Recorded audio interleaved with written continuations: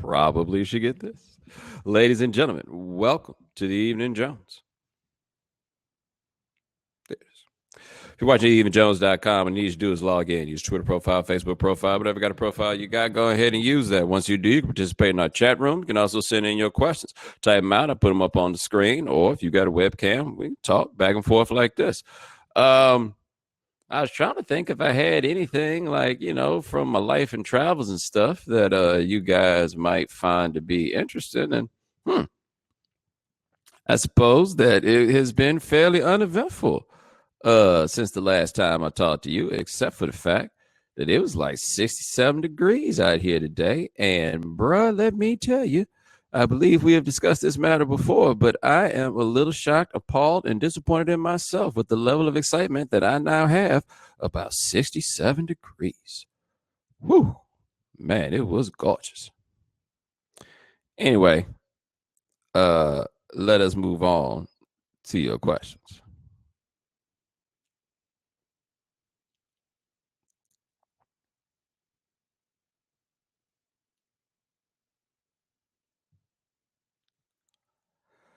You are from Texas. Do you find Old Country Road as hot as the rest of the country? Is that the little Nas X dude? The song that it made the country chart and then they kicked it out the country chart because they said it wasn't country enough to be in the country chart? Is that the one?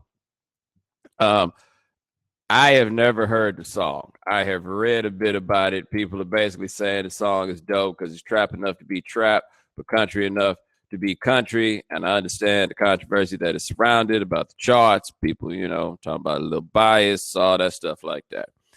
But let me explain something to you.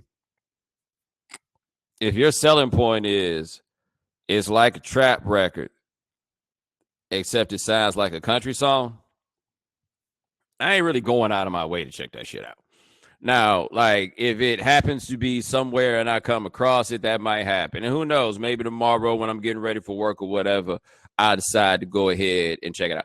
I don't know. I can't really answer it for you in that way. But I have to say, it's trap and it's country at the same damn time. It's just not enough of an advertisement for me to be like, ooh, let me go peep it.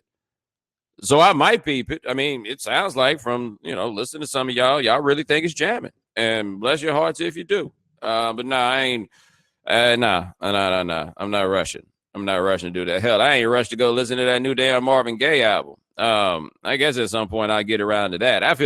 This is how I feel about that Marvin Gaye record. If you ain't got around to putting this out till now,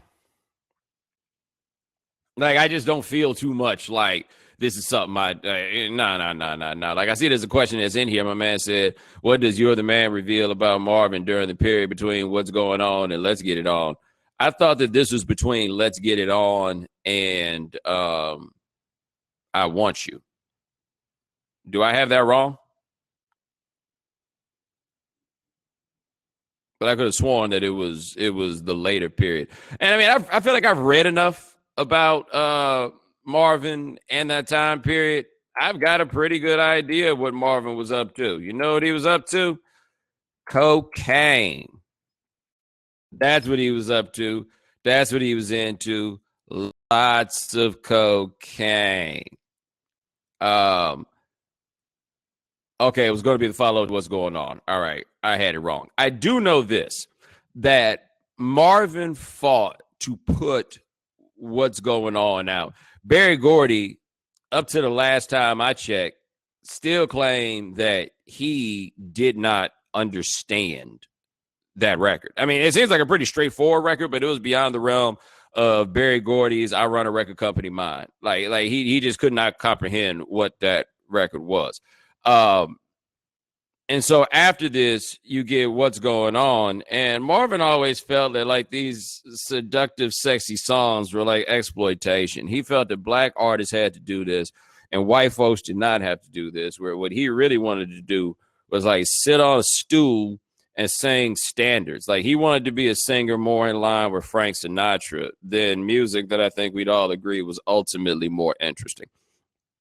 So, yeah, that's kind of where he was in between the two. as far as I know. I just want to take this opportunity to remind people that we got a whole lot of we gonna cancel what's his name? We gonna cancel R. Kelly out here in these streets. And for what it's worth, I understand and I'm with you if that's the decision that you want to make. I just do find a certain measure of overlap between the people who could be very, very fervent on that case and be so excited about a new Marvin Gaye record coming out. Yeah.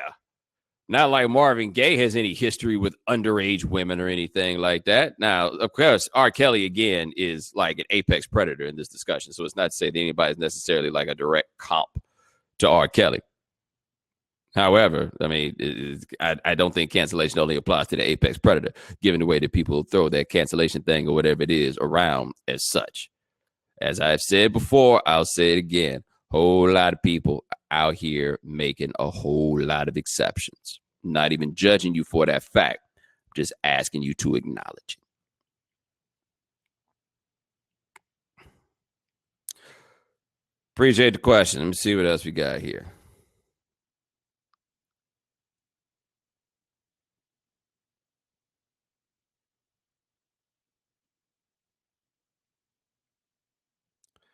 Speaking of music, how did you feel when you heard about Nipsey Hussle's death? Feel. That's an interesting choice of word in this case because I personally didn't like feel anything. I had never listened to his music, honestly, until he died. I just never got around to it. And I'm gonna be honest with you. I didn't like his name. Like, I was like, what? I was like, Nipsey Hussle? Like, I ain't listening to that. Right? I wasn't going out of my way to do that. Today, while I was going around the city, I listened to the marathon. Yo, that was dope. Like, my bad. I was late. I was snoozing. He's killing it. Track after track after track in a way that I did not expect. Again, I really wasn't feeling that name, right? Like I was expecting to get something totally different than I did. And that dude was on there rapping his ass off, track after track after track. And so I'm the wrong person to ask if you want like a first person, how I felt about Nipsey Hussle thing. That being said, all it really took was one spin through the marathon for me to be able to understand what's going on here. Like I read, a lot of stuff about what he was doing, around South LA and stuff like that. But in listening to the music, I was like, okay, I see why this was the guy that so many people connected to. And that's before we get to all the things that he was able to do with the money that he stacked up. I was like, oh, okay, no, I get it. Like, this is kind of like, I was talking to my homeboy who's a DJ, and he said with Boosie, and I was late on Boosie in this way too, but he said he was late on Boosie. He said he totally misunderstood what the deal was with Boosie. He said he was somewhere, and he saw some dude break down crying in Boosie. Like, Boosie showed up in the club, and this grown man broke down crying, talking to Boosie, telling him everything that Boosie meant to him. And then I went back in the catalog and I was like, oh, okay, this is a lot more of a Pimp C type situation than I realized with Boosie. Like, I got what the personal connection was because it was so, in his case, it was like so confessional. What I felt like listening to Nipsey was that, one, there was a contagious sort of enthusiasm, like it was overwhelmingly positive music. That was like the first thing that jumped out to me there was kind of like the positivity of it. And I don't mean positive in some, I don't want to say corny sense, but you know what I mean? Like, I don't mean positive like, oh man, he was even conscious about this. No, I meant positive in the sense, at least with that record, that the focus was just on what was good. The focus is on the good that he was trying to achieve, the good that he had managed to do, and the bad that he managed to escape. Like that was really what I felt in that. Like I said on TV today about it. I felt like it was aspirational music, like it was music that I could see people listening to and that music making them want to do better. And so when you lose a cat like that in the fashion that he lost his life, man, that's going to be a rough one for a lot of people, especially for the people who see themselves in him. Like that's gonna be a rough one. I actually I met him very briefly through some friend of a friend stuff. I actually hung out in his box at the All-Star game in LA last year. Yeah. Like I dapped him up when he walked in and that was it. So I don't want to pretend like I got some like deep connection, but that's my Nipsey Hussle spread and there was nice. Yeah. But I think there's a different sort of tragedy that comes with somebody dies and it's somebody with a vision. Because I think that's part of what strikes me in looking at everything that's come up about him, after the fact. This was a cat with a vision, like of what he wanted to do, with what he saw, all of those things. Like he managed to win. And he won in a way that I think is interesting in that he tried to, like I remember I read something once when Scoop Jackson, the ESPN, was talking about this, still living on the south side of Chicago after he made it. And he was like, look, man, somebody's got to stay. Can't everybody leave? Somebody's got to stay. And I don't know where Nipsey lived or anything like that, but like he was staying, like I'm going to stay here and I'm going to try to make this thing crack here so that the people here that I love can do the things that they also want to do. Hey, man, that dude was 33 years old. Like, look, like if something happened to me tomorrow, it'd be like, at least I'd hope you'd say, like, damn, what's a damn shame, man. That cat was so young. Dog, I'll be 39 in August. This dude's 33 years old and got popped in front of his store. Man, that's rough stuff, man. Somebody else asked the question. It's like, am I the only person who didn't know that Nipsey Hussle was this big? I think there's something to that, except I don't think that this is really a matter of not realizing how big he was, because I don't know how, quote unquote, big he was. I'm not exactly sure the best way to measure big in this sense, but what I do think you have here, and knowing enough about the nature of how he built his career, what he built, and I think the place where he was, and part of the reason why I'd say that maybe big is not the right way to put it, is that he's in a place that I consider to be better than big, which is big enough. And I mean that in the sense that it seems like he was still in a place where his work was overwhelmingly and primarily consumed by the people who love it. Like I always say, when something gets big, you start talking about things getting into some mainstream space. And this is something I think about in the work that I do. But like when something gets big and something gets in this mainstream space, when it's small and it's early and it's intimate, you are serving the people who came here for you. The bigger it gets, the more you are there to serve the people who are just here. Like you're not serving the people who love you. You are more beholden. The bigger you get, the more beholden you are to people who don't like you than you are to people who do in a lot of cases. And it seemed like what he did was get a really big base of the people who did like him, but still operating on a scale that allowed him to do the things that served them rather than being caught in a place where you're trying to serve people who might not like you at all. Like I've talked about this on this podcast before, but I think it's still worth mentioning that I saw something that Chuck D once said. I can't remember where it was. It might have been on Twitter, but he was like, look, man, if you got a band or whatever it is, and your Facebook fan page has 10 followers, then what you do needs to serve those 10 people. If it gets to 11, then you need to serve those 11. But he's like, serving the people who aren't there is corporate thinking. Corporations could go about this and try to serve people who don't really love them like that.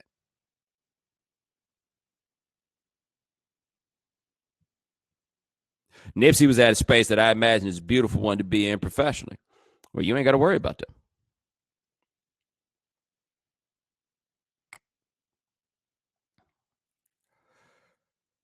Appreciate the question. Let me see what else we got here.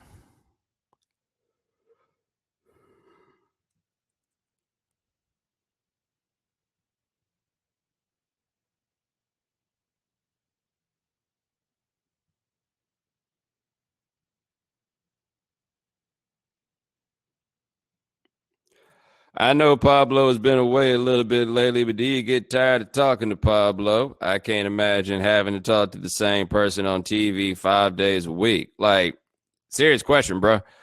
You don't have anybody in your life that you have to talk to 5 days a week. Like you're acting like talking to somebody 5 days a week is like the hardest thing in the world. Like you ain't got nobody that you talk to 5 days a week. Like no, talking to Pablo 5 days a week ain't hard because Pablo's my man. Like we cool before we did this. So no, that's not really going to be the thing. The other thing about I think about the way our office setup is, it ain't like we up under each other no 10 hours a day or nothing like that. Like it doesn't work out that way. I have not, and I can't speak for him, but I have not gotten to a point ever where it's just like, oh, I just can't stand to see this dude's face. It's not happening. Hell, I talked to Dan 5 days a week for 4 years.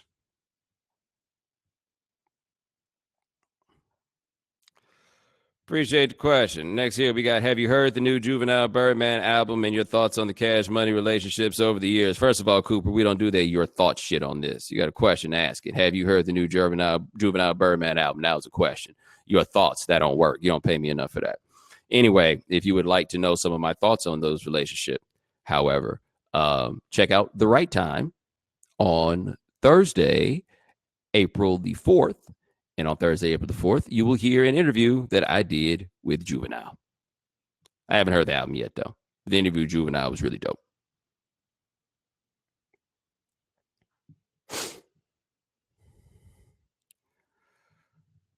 Appreciate the question. Let's see what else we got here.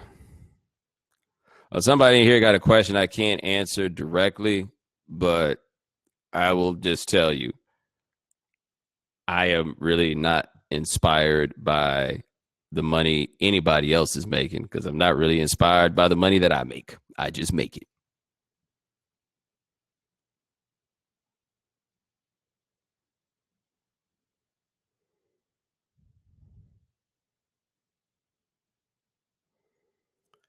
And more questions would be helpful, folks. There you go. Do you have any plans to invest in any communities you previously lived in while growing up? Like, what does that mean?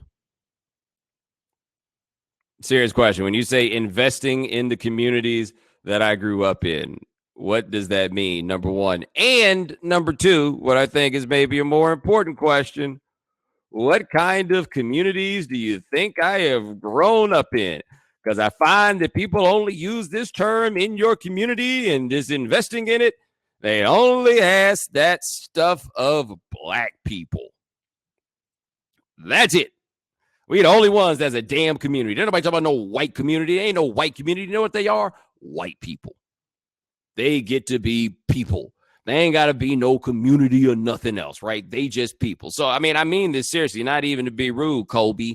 Like, what do you mean by investing in my community? Because, like, I can tell you about the community that I grew up in, and them white folks don't need my help.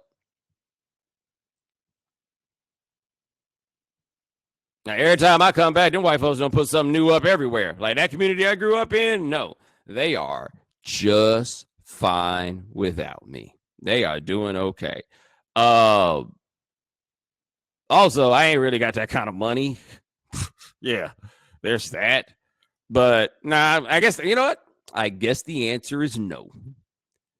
I suppose I plan at some point to donate some money to my alma mater. Maybe that will count as a community that I grew up in. But the communities I've lived in, like how funny would that be, guys? If I was like, yo, I'm going to invest money I'm going to invest in my old community, the city of Miami Beach.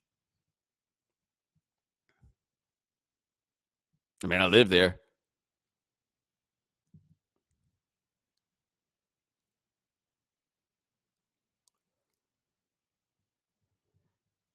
Appreciate the question. Let's see what else we got here.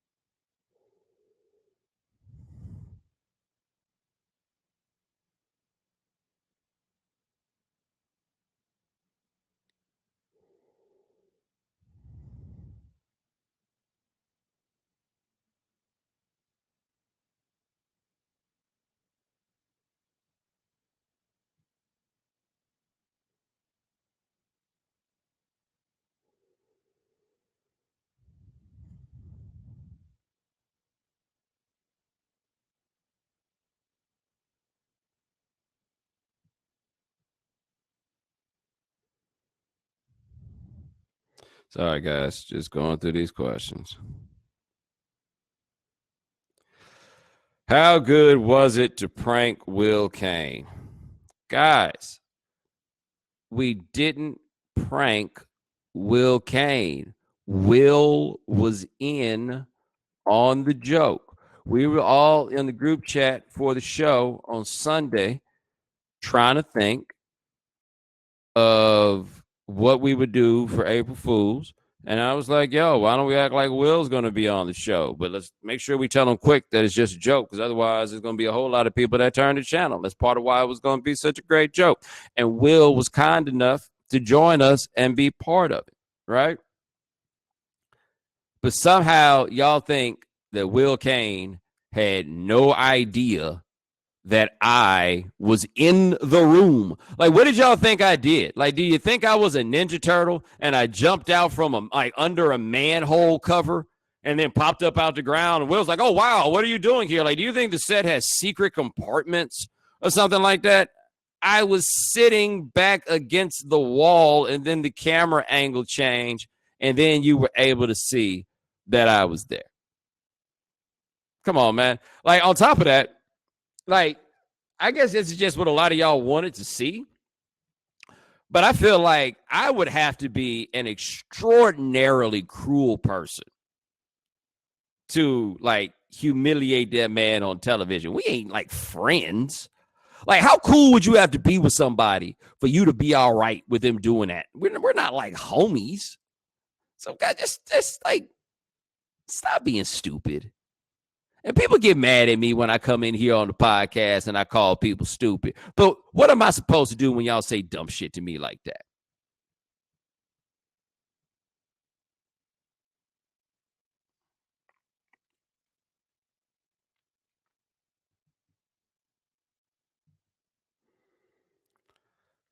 Appreciate the question. Let's see what we got here.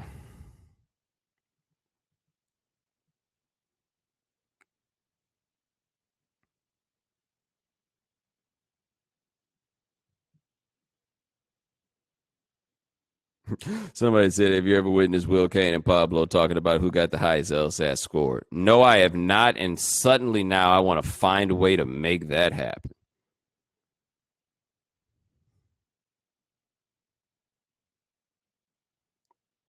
Between the untimely death of two rappers, one of their connections to a Dr. Sebi movie, and the release of the movie Us, has conspiracy theory Twitter been as annoying to you as it been on my timeline? Here's my question about your timeline with regard to all these things. Who exactly is it that you following that's putting these people onto your stuff?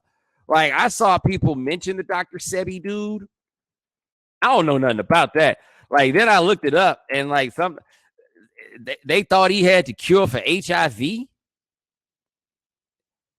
and that they then what he got killed behind that. Like, is that what the story was? I don't know what this documentary was. Apparently Nipsey was funding the documentary. I don't know what distribution means on it. I don't know nothing about what any of that is. Here's what I do want people to start considering, though. These sorts of theories and things, at least as far as I can tell, only seem to gain legitimate oxygen from people trying to dunk on them. That's the only way they get in the air. I did not find out about this Dr. Sebi movie from anybody who actually believed that there was a conspiracy behind killing Nipsey Hussle. No, you know where I found out about that movie from? From people who think that whole idea is ridiculous, but then brought the idea into my face so I could see them talk about how it is ridiculous. That's the only way that I know. Like, all these cats that were like kind of fringe type figures, the people who are making them more and more mainstream are the people who claim to be opposed to them. This is the same thing I say about people like Tommy Lahren and all those types. Why are you talking about them if you think they're this stupid? Just let it ride. Like, they don't become what's the woman's name? Candace Owens. I don't personally know anybody that rides for Candace Owens. The only way that I know about Candace Owens is from the people who think that she's ridiculous. I have no actual evidence that like she has a base that can move anything. I got no evidence that she has any real influence on anything. She seems to have her greatest level of influence on the people who say they don't listen. And so that's the thing I see that comes up with a lot of this stuff. And look, I mean, I've done a lot of dunking on people on Twitter. Don't get me wrong. Like, you know this. But here's the thing. I'm getting these people out of my mentions. Like, they are bringing this stuff to me.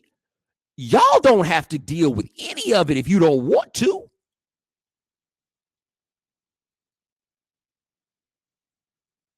Y'all ain't got to peep none of this stuff. Now, you don't have hundreds of people in your mentions bringing this. Hell, you got notifications on your phone for when you get a mention. My battery would die if I did that. Like, y'all ain't got to do that. So these cats are out here saying something dumb. It is rarely ever when these people are saying something dumb that it is, I am telling this person that what they're saying is dumb. And again, I engage in sort of this behavior too, so I get it. No, what we do is we send it to all our friends. And we're like, hey, look at who this dumb person is. Like, I don't have any reason to think that there are some significant number of people that think that there was a conspiracy behind Nipsey getting shot. There's not. But all it takes is a couple people to get a hold of the same person. And then next thing you know, we done turn a person into people.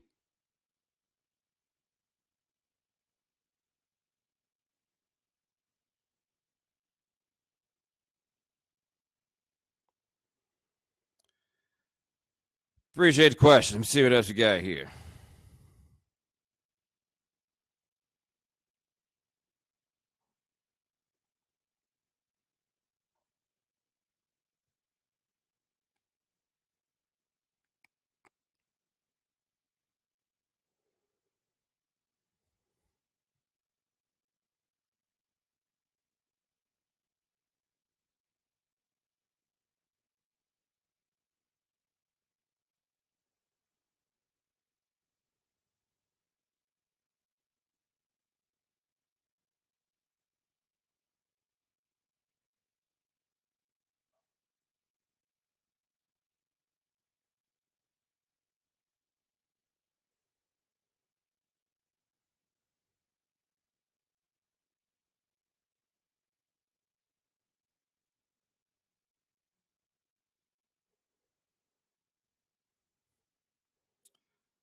Wow, no disrespect to you guys, but not your greatest set of questions. I can only be as good as you are. Here we go. Do you believe Chris Rock's jokes on Jussie at the NAACP Image Awards were insensitive or no topics are off limits for old school comedians? First of all, am I old enough that where Chris Rock counts as an old school comedian? Number two, I don't know what his jokes actually were. As we sit here, I believe that I will try to find the jokes and give you my professional opinion as to whether or not they were going too far. My guess is they did not go too far because this is kind of the first that I'm hearing of them. But let us see. Honestly, don't know what joke there is to tell about Jussie at this point that's off limits. Like, that man done demanded that we laugh at him. He's kind of giving us no choice. And you know why? Because my man's still talking. Like, when he came out after that happened, he was still like, yo, man, I don't know what happened. You got off. Don't be telling us nothing about how you still really in it. You ain't do nothing. Okay, cool, partner. You ain't do nothing. That's fine. Yeah, we're going to act like we don't notice none of this other stuff. That's cool. Whatever. You know, ain't for me to say. Right? Like, okay, got it. That's where it is. So, like, I'm here for the Jussie jokes. I'm trying to think of on what basis a Jussie joke is not appropriate. Like, real talk. Like, why would at any point I not be joking Oh, he said the producers told him not to joke about Jussie, which is funny. They said no Jussie Smollett jokes. What a waste of light skin, you know? You know what I could do with that light skin, that curly hair? My career would be out of here. Okay, that's hilarious. That is hilarious. Now, I understand why someone might think that it is a joke that is off limits because it is a skin tone joke. But the reality of the situation is that there is a certain privilege that is afforded to light skinned people in this society. We all know that that is true. And if you say that joke right there the right way, that is really, really, really funny. Now, the problem is it does go back to like some old school notions that are certainly problematic. And you're like, gee, Bomani, what kind of old school notions are you talking about? For example, like my daddy has talked about how if there was a light-skinned woman back in the day who was not attractive in the little town he was from, they would refer to that as wasted yellow. Yeah. Yeah. Like, oh, wow. That reeks of problems. There's all kinds of things wrong with that approach. Wasted yellow. Yeah, Louisiana. Yeah, like that's what they would call that, right? So, like, when I first hear Chris Rock say that, it's like, oh, but then when he's like, oh, man, I'd run Hollywood if I did that. Yeah, sorry, man. That's funny. But again, funny and appropriate don't mean the same thing, just in case I have co-signed something that could get me canceled or given that appearance as I co-sign nothing. Lose my job. Chris Rock told a joke.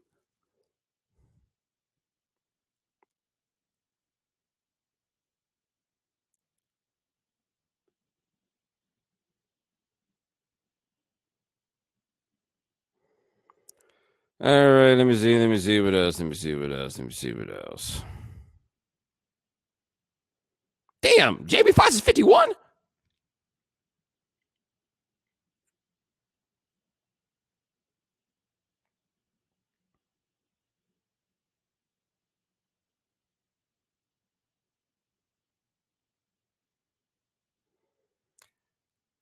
How often do you answer your own questions? Huh?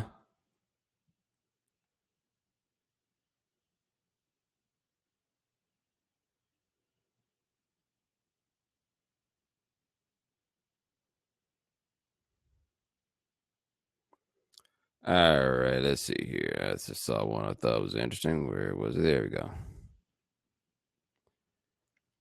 Have you seen any of the Twitter conversations around Meg the Stallion and women in rap? I mean, I'm sure I've seen some of them. How about you tell me what you're talking about?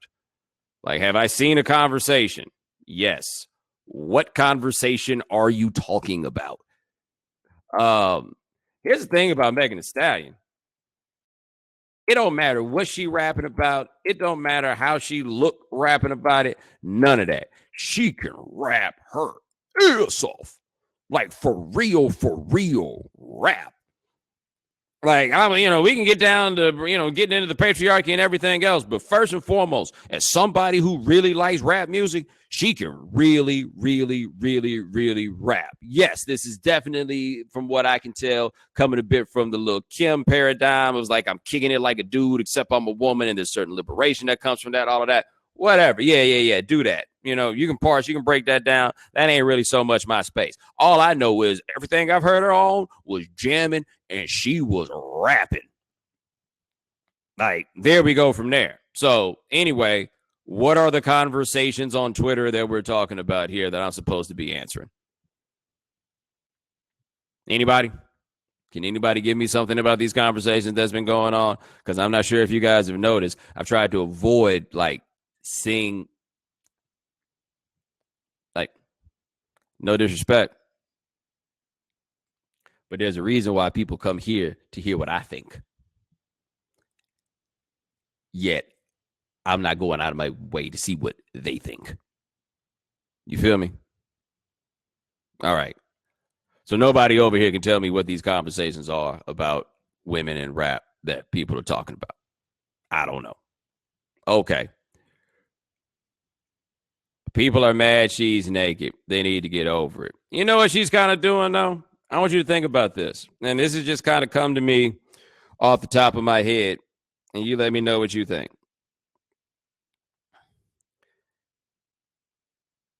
Is Megan like is the analog to her kind of sort of LL Cool J?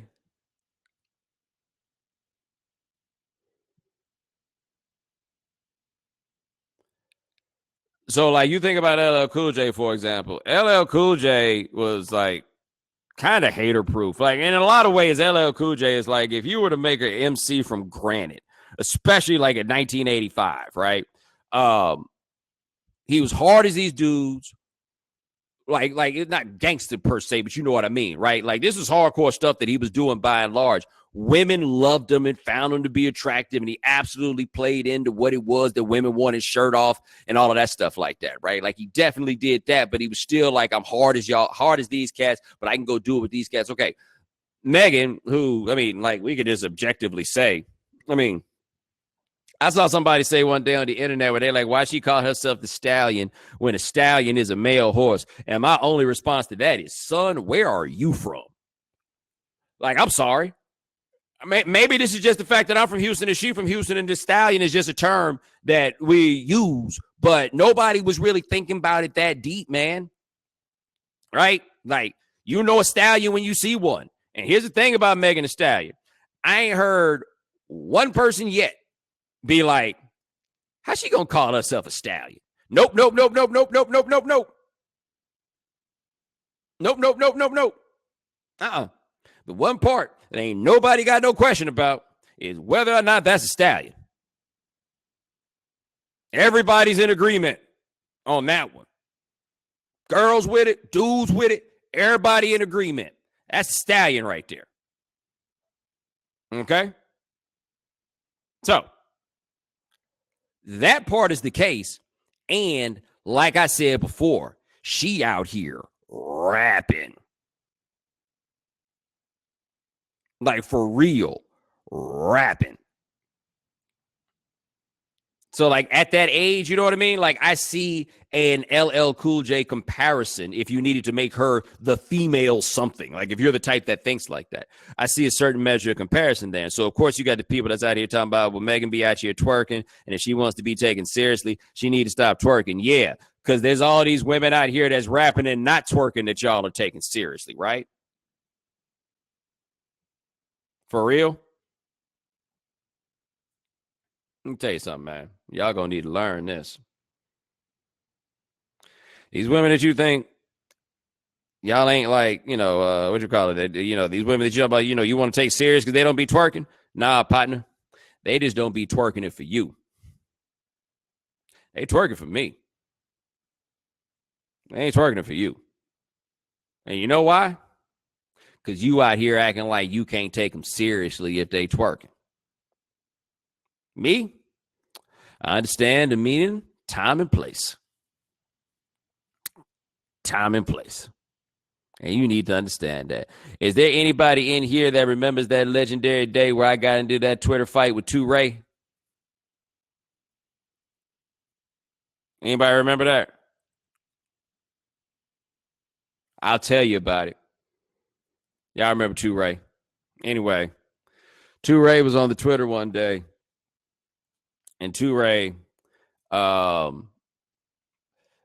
he was flirting with some woman, basically. And she said something about listening to Rakim. And he was like, a woman that knows sports and listens to Rakim is like the paragon of, like some stuff like that, right? The kind of stuff you say. And he said that. And I retweeted it. And I was like, I prefer the girls who like yin yang.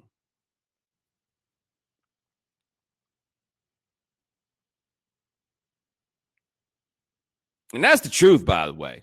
Like, I wasn't exaggerating on that one. I'm from South, man.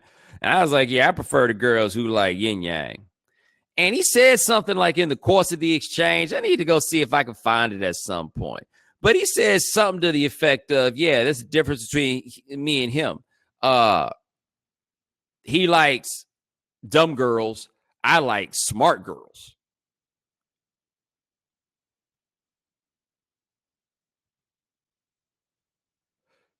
So the internet ate his ass up, right? All right, like they went and got him for that one. They absolutely got him for that one. And I'm like, again, maybe it's just because I went to a black college in the South. I ain't never been in no situation to ever consider, even for a moment, that like twerking meant to take you less seriously. In fact, there was nothing better than one of these I be taking you seriously types that y'all talking about and then showing up at the party and then seeing her drop it to the ground. Y'all don't love that? Y'all don't want that? Y'all got a problem with that? Like, I guess I didn't grow up in a space where there was some like distinction between girls who twerk and girls who don't. Nah, they out here twerking, dog. Be glad. Say thanks. Like, what are you talking about? Well, I can't take her seriously as a rapper if she be twerking. Can you listen to her rap? Like, think about all the ridiculous things these dudes is out here doing in rap. And not once is anybody out here talking about, I can't take you seriously for it. Like, real talk. Like, let me know. Like, what is this? Like, what are you talking? What does one of these dudes have to do to make you not take them seriously? What is it? Use auto-tune?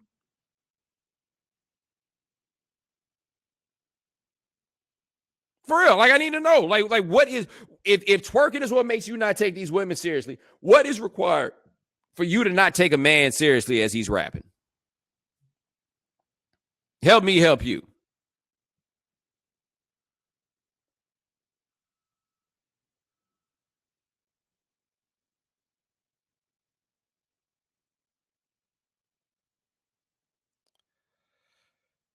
Appreciate the question. Let me see what else we got here.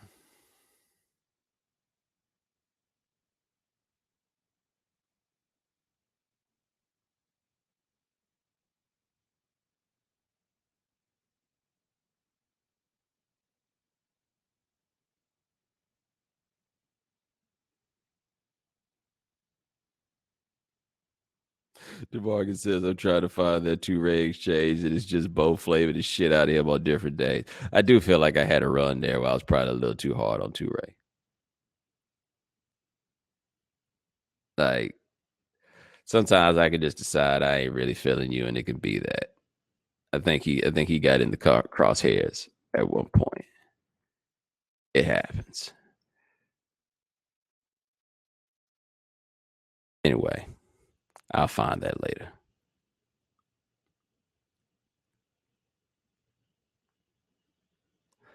Ooh, boy, we're running low on questions. I'm going to try to find one more.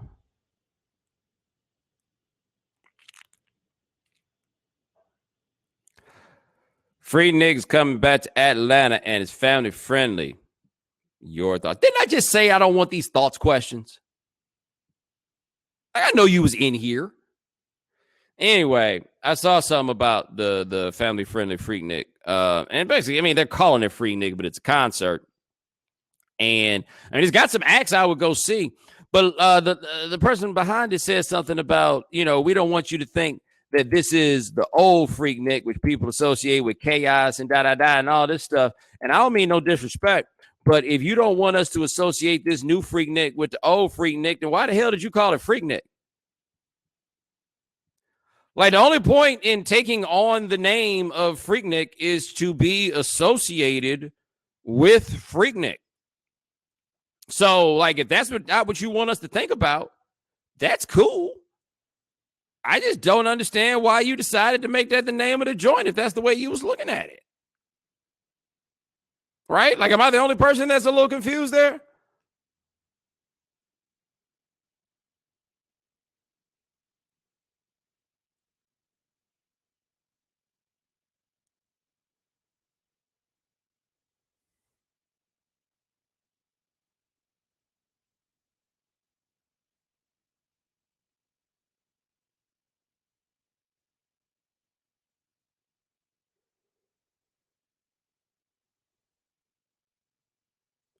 This Nipsey's murder is resurrecting the black-on-black crime tropes from people talking about that we need to have a real conversation. Am I wrong for eye rolling at this thing?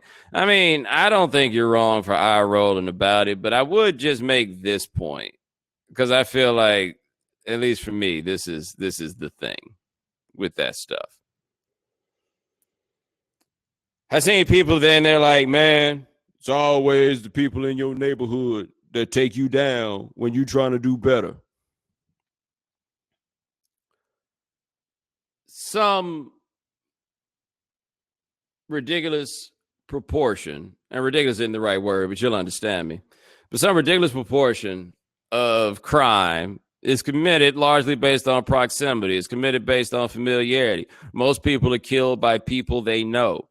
That applies to black people and everybody else. And people, when this stuff happens, just always go to a man. You know, this is the problem with black people. This is the problem with the hood. I mean, kind of, I guess. I mean, from everything I'm reading, Nipsey got shot all of a sudden. That wasn't nothing worth shooting over, right? It should be noted, by the way, that when they talk about the likelihood that this killer's going to get shot in jail, killed in jail, everybody seems okay with that, though.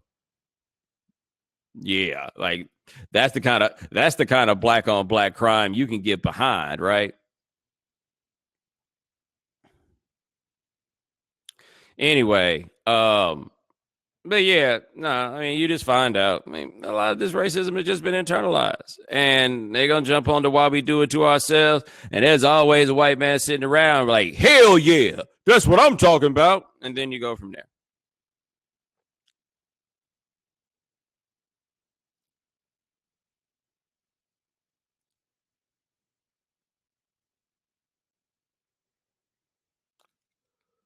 All right, let's see if I got one more for you. You can see your boy's a little tired.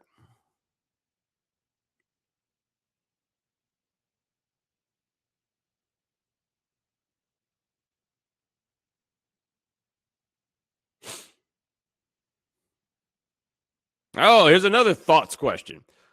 Thoughts on Chicago's first African American female mayor?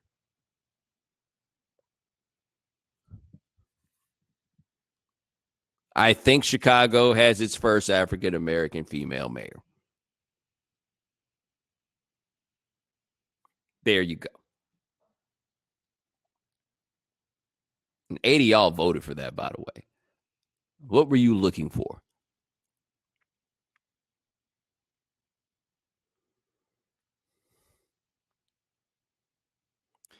Anyway, ladies and gentlemen, thanks so much for joining us here on the Evening Jones. Try to do this thing here about once a week if we can. My man Lance Gilliam handles everything behind the scenes. Thank you, sir.